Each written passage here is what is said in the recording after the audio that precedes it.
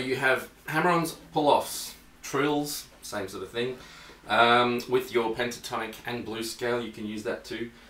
Thumb down the back, remembering all of this stuff, write it down, make a note so when you're practicing, it's all working well. The thing you can do, and I suggest it for all your practicing, is either use a metronome, but some people hate metronomes, I understand, I did too, until I actually realized that my rhythm wasn't good enough and I started practicing with a metronome. Or, especially when you're practicing your soloing, you can practice with a looper or a CD. Now I have a looper here, which I will get ready. So, for instance, if you're practicing your scale, you might think you have good time, maybe you do, maybe you don't. So, what I'm going to do, I'm going to pretend this is my CD that I'm playing along with.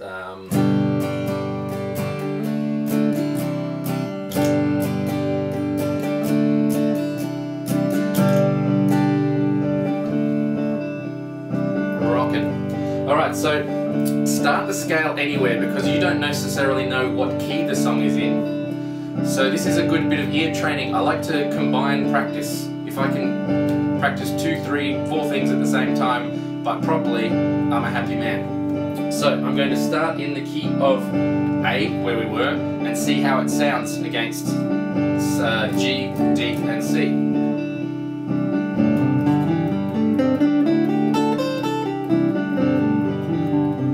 Some good, some not so good. Move up 1 fret. Whoa, terrible, straight away, doesn't sound good. Move up another fret.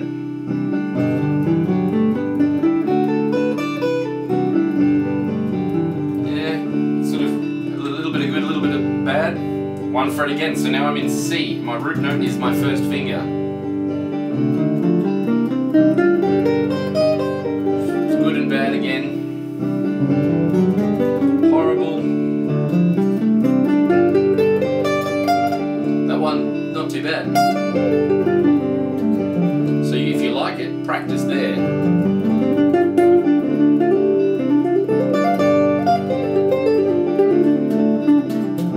I'll go up again. Not good. So now I'm on the 12th fret. There we go.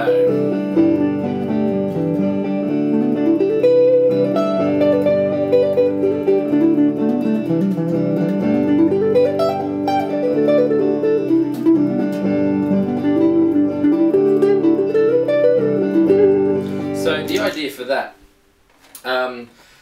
you're training your ears, hopefully, to hear if you're in or out of key. So I was playing G, D and C, very typical kind of progression, and I started in A, and some sounded good, and obviously some notes will sound good, some notes will sound horrible through that moving up the neck 1 fret at a time. But what you're doing is you're starting to hear how notes react with the chords. So I used to do this a lot. I used to practice along back in high school when I was listening to Pearl Jam and Nirvana and stuff like that, and Metallica. I'd just sit down and I would play. I'd find out what key they were in by no, no, no, no, and Metallica, pretty easy, E. They were in E a lot. So I would practice in E over Metallica a lot, and Pearl Jam songs, they changed key a bit more than Metallica did. But yeah, so I would practice along. So you've got a band, you're grooving along with a band, you're playing along with your favourite songs, and you're playing, you're training your ears at the same time.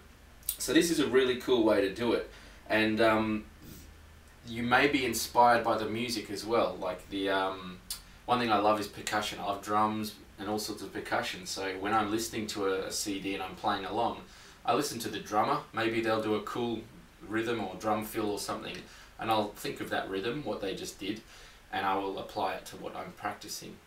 So I still do this today. I've been playing for over 20 years now, and I still will practice along with a CD. I don't sit there playing like this anymore, but you know, I practice what I'm doing at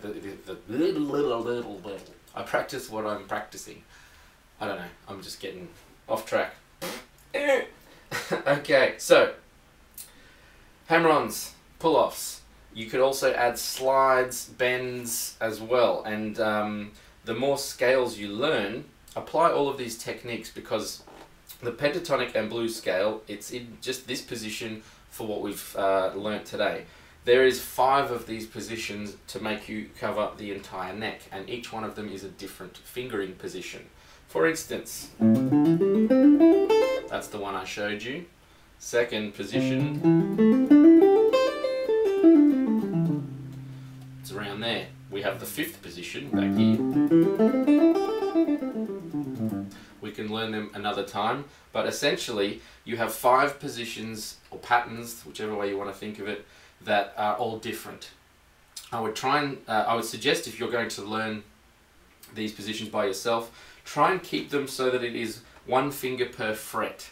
I don't necessarily play them like this when I'm soloing. For instance, the 2nd position, I will start on my 2nd finger. Here, normally if I'm soloing, I would do a position change, depending on my fingering, depending on what I'm playing.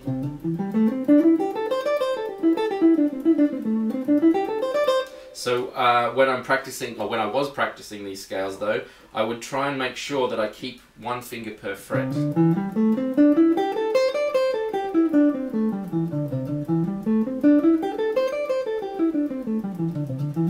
Because then you at least, I played the wrong note, then you're at least practicing with all your fingers.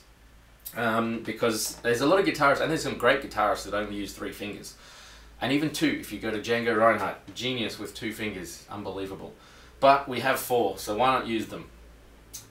So that's covered a little bit more of the pentatonic stuff. An exercise I did a lot was what I was talking about before, playing 1, 2, 3, 4, 1, 2, 3, 4, 1, 2. But once again, you go 1, 2, 3, 4, 4, 3, 2, 1. On the way up,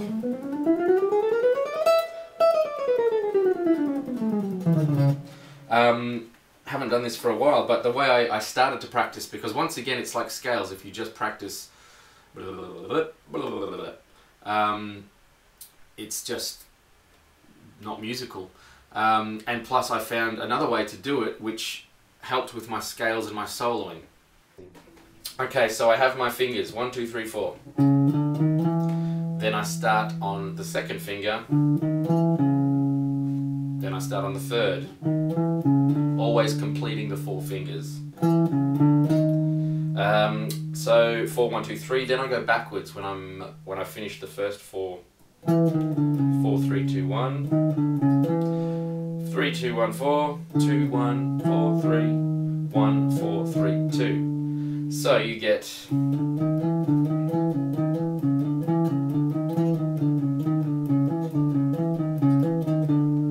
much better exercise than just, and like I did then, you apply it to the strings up and down. So this one's a lot more complicated, but it's a great exercise. Like I said, if you can combine 2, 3 exercises into one, brilliant. So if I go 1, 2, 3, 4, 2, 3, 4, 1, 3, 4, 1, 2, 4, 1, 2, 3, 4, 3, 2, 1, 3, 2, 1, 4, 2, 1, 4, 3, 1, 4, 3, 2. So then when I'm starting again, the whole thing, 1, 2, 3, 4 is here. 2, 3, 4, 1, 3, 4, 1, 2, 4, 1, 2, 3.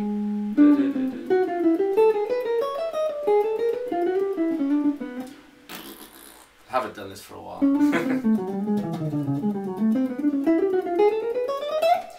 Anyway, you get the idea. So that was really good and helpful for playing scales and soloing, because it's using all my fingers and combinations and variations of them. So when you're playing a scale, rather than just playing, you might play something a bit more musical.